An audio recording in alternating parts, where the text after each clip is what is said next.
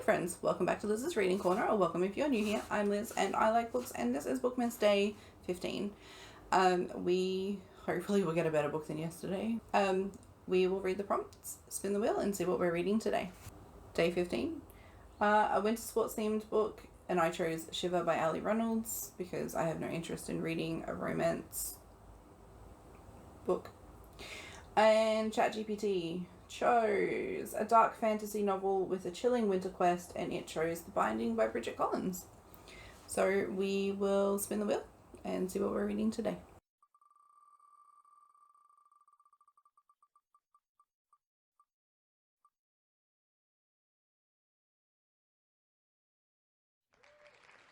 Alright, so we're reading The Binding by Bridget. We'll see how this goes. Hopefully, fingers crossed, it's better than the last couple of days. I'll be with you soon with my thoughts. So I finished The Binding by Bridget. This basically follows Emmett Farmer, who comes from a farming family. His family is by no means poor, but they're also not necessarily rich. They're just kind of like a middle-ish class farming family. Emmett has been sick for the last 12 months, and his family are sending him away to this woman called Seredith, who is a binder.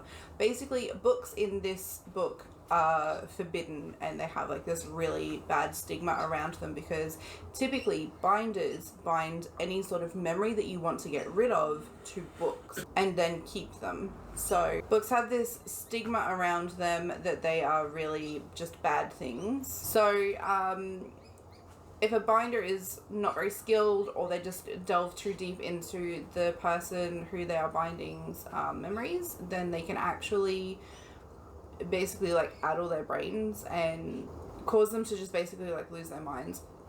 So Emmett is apprenticed to Seredith, and then Seredith gets sick, and for the first couple of months while he's there with her, he doesn't really get taught very much at all, except like the basics of actually binding books. But then Seredith gets sick, and he actually asks the mailman to bring someone who can help them because he doesn't know how to help her because she's just unconscious for like a week. And then this other man comes, who is Mr. de Havel, I think his name is, and he is not a very nice person. He is one of those people who is just out there to make money. And so binders typically don't sell their books. Binders are not meant to be selling anyone's memories, because there's actually laws around selling them and rules and regulations around selling the memories, whereas de Havel is actually selling memories. If the person whose memory they have taken agrees to it, they can actually sell their memories, but there are certain memories that are just not allowed to be sold. Basically, I think it is like living people's memories are not meant to be sold, but people who have died, you can sell their memories.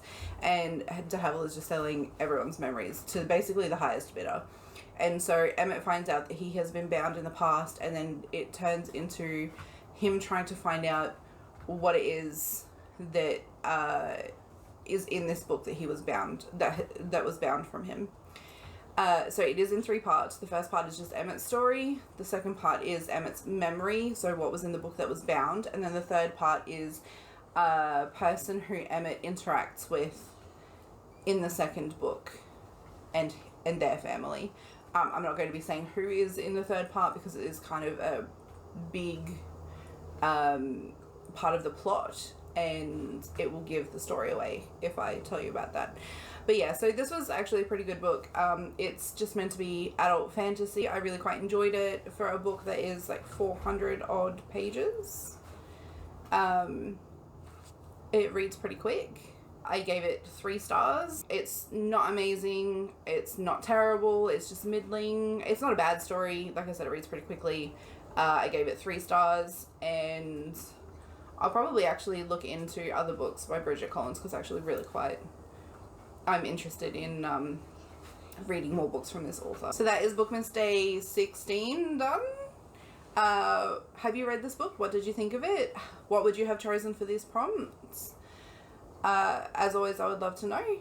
If you like what I do here, please like, share and subscribe, and I will see you tomorrow for another day of Bookmas.